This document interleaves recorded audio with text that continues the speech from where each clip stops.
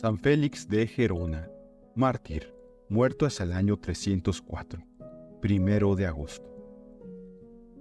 La última persecución general contra la Iglesia en los primitivos tiempos del cristianismo fue la decretada por el emperador Diocleciano. Durante ella corrió a torrentes la sangre de innumerables víctimas, especialmente de España, donde, por haber sido tantos los que murieron por la fe, se denominó a esta época Era de los Mártires, año 303. Como satélite del emperador y encargado de hacer cumplir sus crueles disposiciones, vino a la península Daciano, el enemigo más señalado del nombre de Cristo. Sus poderes debían de ser mucho más amplios que los de un simple gobernador, por cuanto tan pronto se le veía ocupar el estrado presidencial para condenar a los cristianos de Cartagena, como a los de la Tarraconense o a los de la Lusitania. El cruel delegado aprovechó aquella amplitud de prerrogativas para cruzar en todas direcciones los territorios de nuestra nación y sembrarlos de mártires.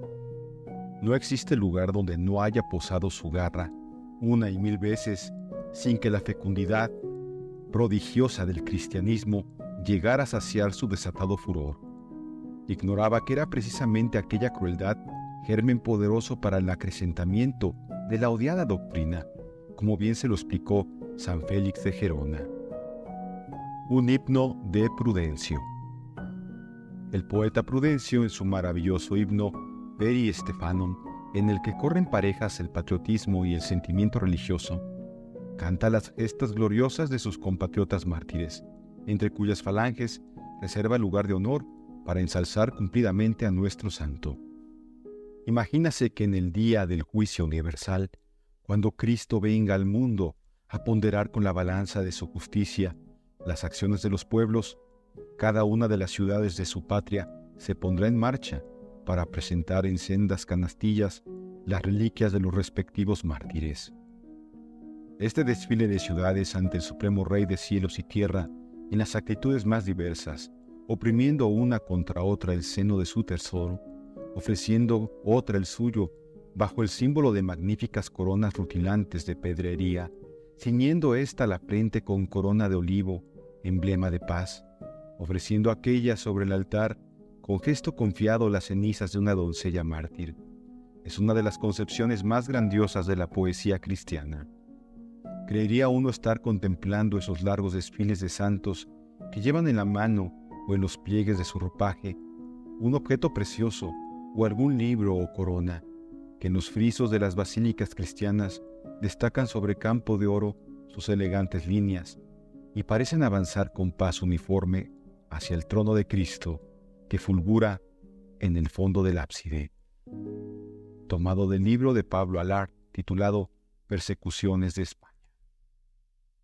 Entre las poblaciones que en la creación de Prudencio figuran en esta soberbia procesión, la ciudad depositaria de las reliquias de San Félix desfila inmediatamente después de Tarragona, la cual ofrenda las coronas de Fructuoso, Augurio y Eulogio, martirizados muchos años antes en dicha ciudad, mientras estaba al frente del imperio el impío Valeriano.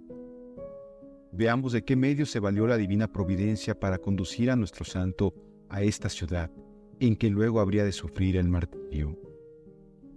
En disfraz de mercader, apóstol sin ser sacerdote. Nació Félix en Sicilium, o Cilita, ciudad del África proconsular o cartaginesa, célebre por el martirio de 12 de sus hijos, condenados y muertos por la fe en Cartago en tiempos del emperador Severo. Las riquezas de su nobilísima familia le permitieron en hora muy temprana atravesar la Numidia y la Mauritania citifense y pasar a Julia Cesarea, hoy Churchill, en el departamento de Argel, en compañía de su amigo y compatricio San Cucufat, para dedicarse al estudio de las artes liberales. El tráfico comercial intenso del puerto de Cesarea con los de la Tarraconense puso en conocimiento de Félix la horrible persecución que en ésta sufría el cristianismo y las huellas de sangre que marcaban el paso de Daciano, teniente imperial de Diocleciano. Y como bullía en su corazón mozo la ardiente sangre siciliana que tantas veces fue derramada por la fe en la plaza de Cartago, sintióse émulo de aquellos héroes de su patria, y determinó acudir al foco mismo de la persecución para alentar a sus hermanos. Arrojó, pues, lejos de sí los libros que hasta entonces le ocuparan.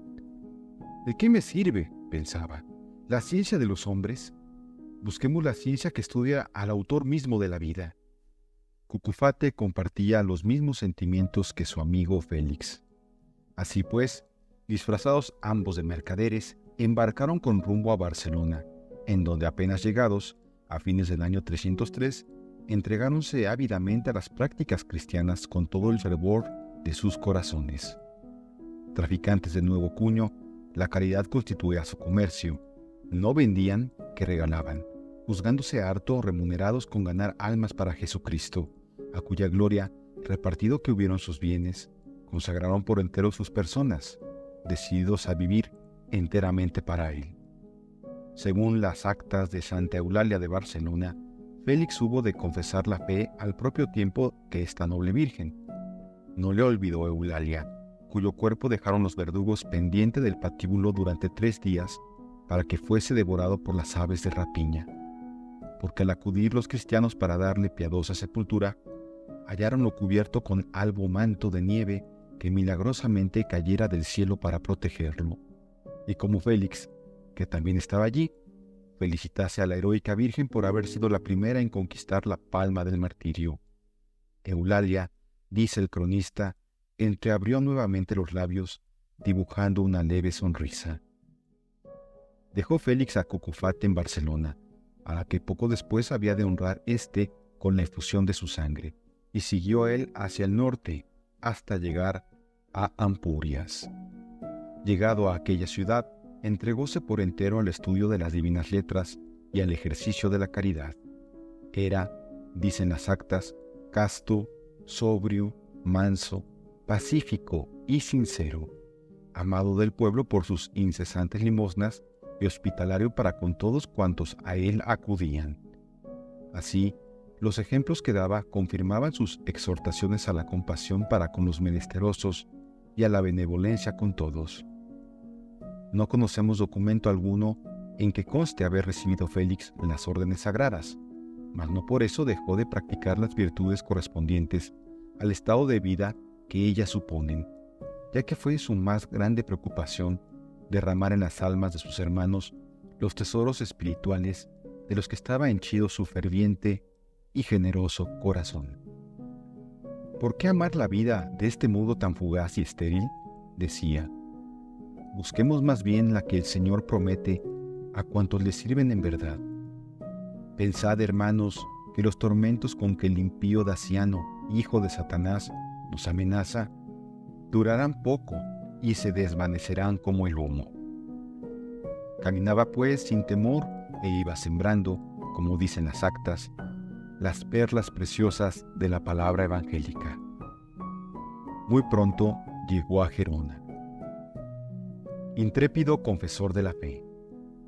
Presto logró reunir Félix en torno suyo a considerable número de cristianos, a quienes exhortaba y fortalecía en la fe. Empero, el demonio no había de sufrir mucho tiempo el apostólico celo que tantas almas le disputaba.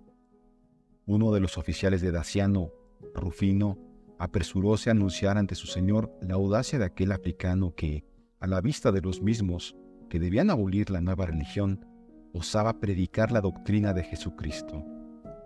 Inmediatamente dio Daciano la orden de prenderlo y proponerle la elección entre 2 partidos: o conquistarse la gracia del perseguidor ofreciendo sacrificios a los dioses del imperio, o ser castigado con los más crueles tormentos si rehusaba someterse a los edictos imperiales.